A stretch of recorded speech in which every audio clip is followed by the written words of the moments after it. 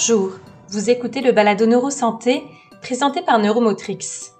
Cette première série de balados s'intéresse aux troubles neurologiques et à l'importance de l'activité physique. Aujourd'hui, nous nous intéressons au traumatisme crânio-cérébral, appelé également TCC. Mais c'est quoi le traumatisme crânio-cérébral ? Le traumatisme crânio-cérébral, connu aussi sous le nom de TCC, peut être défini comme une lésion des structures cérébrales et une altération des fonctions causées par une force externe, telle un coup ou une secousse. L'atteinte cérébrale résulte donc d'un transfert d'énergie provenant d'une source externe et non d'une pathologie ou une déformation congénitale.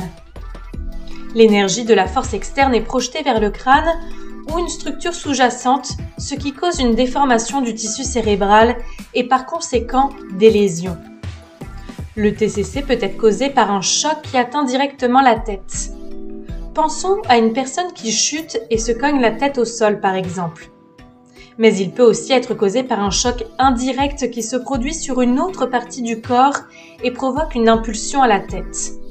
Dans ce cas, pensons plutôt à un coup reçu à la poitrine qui aurait pour effet de faire basculer la tête vers l'avant et vers l'arrière lors d'une mise en échec au hockey par exemple.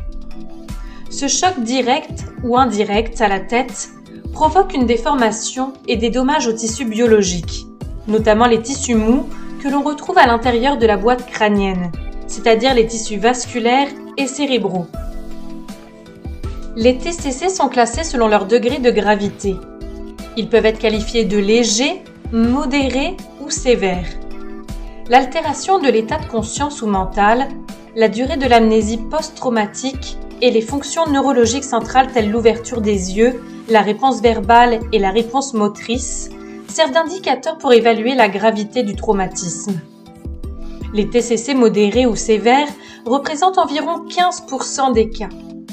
Les TCC légers, couramment appelés commotion cérébrale, sont beaucoup plus fréquents avec 85% des cas.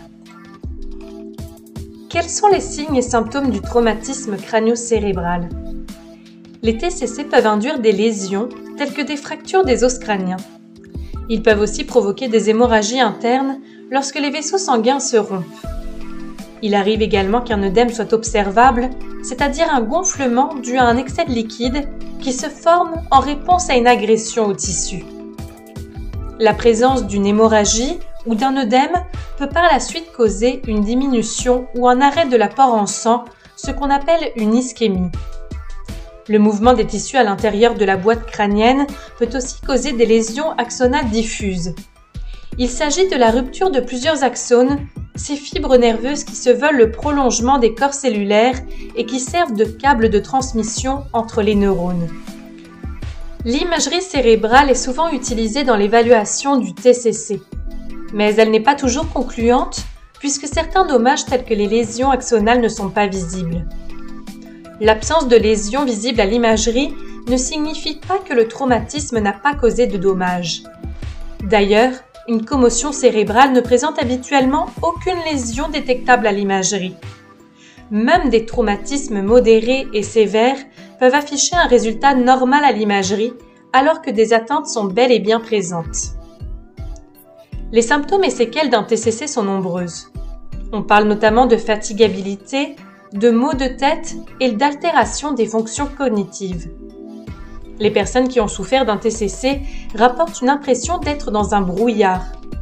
La vitesse de réaction, la mémoire ainsi que les capacités d'attention et de concentration peuvent aussi être diminuées.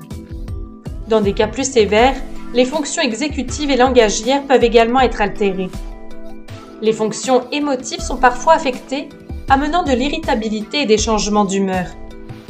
Des problèmes de sommeil, que ce soit de l'insomnie ou de la somnolence, sont aussi rapportés.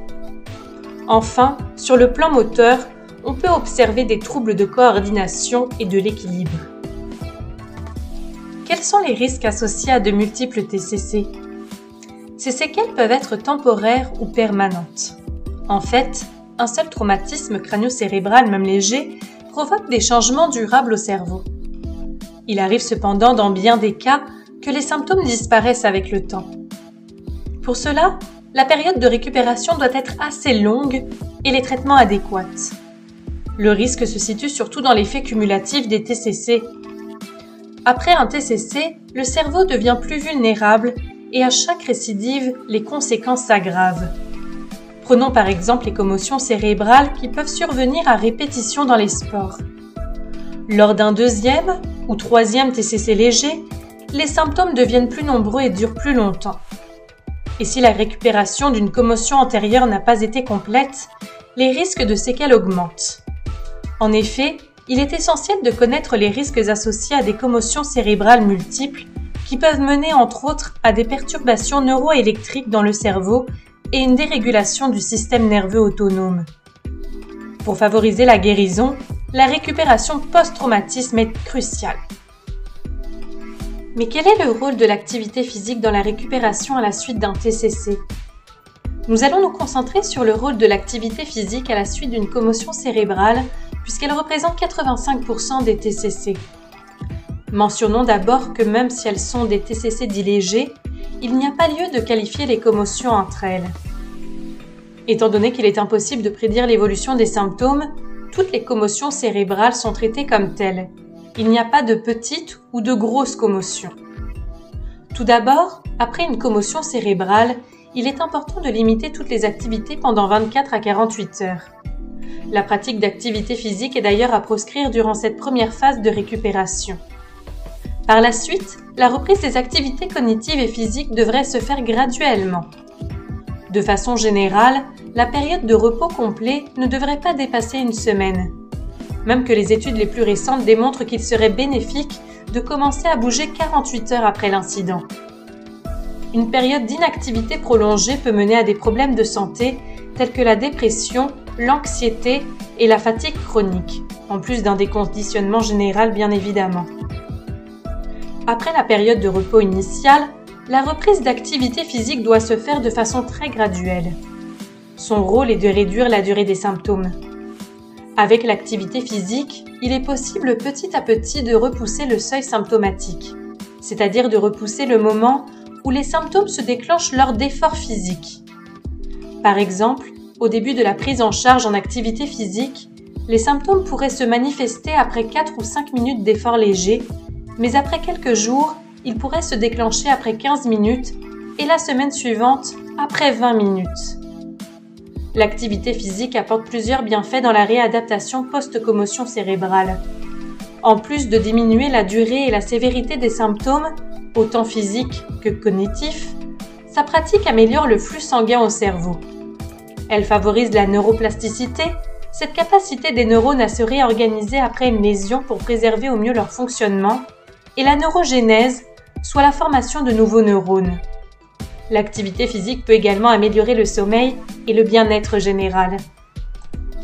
Et quel est le type d'activité physique à privilégier ? Les activités physiques de type aérobie, aussi appelées cardiovasculaires, sont celles recommandées pour la réadaptation à la suite d'une commotion cérébrale. Au début, tout de suite après la période de repos initiale de 48 heures, les activités physiques très légères sont recommandées. On peut penser à la marche à faible intensité par exemple.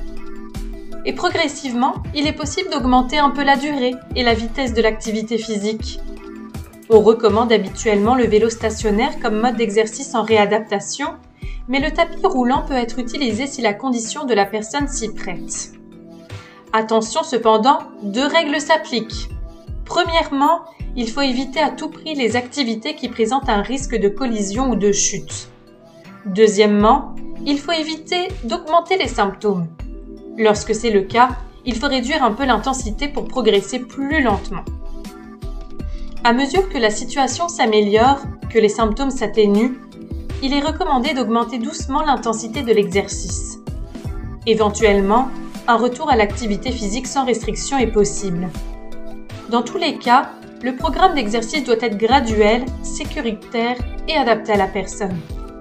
Il n'existe pas un seul programme qui s'applique à toutes les personnes qui ont subi un TCC. La prise en charge devrait être multidisciplinaire et impliquer plusieurs professionnels de la santé, notamment un médecin, un neuropsychologue, un physiothérapeute et un kinésiologue.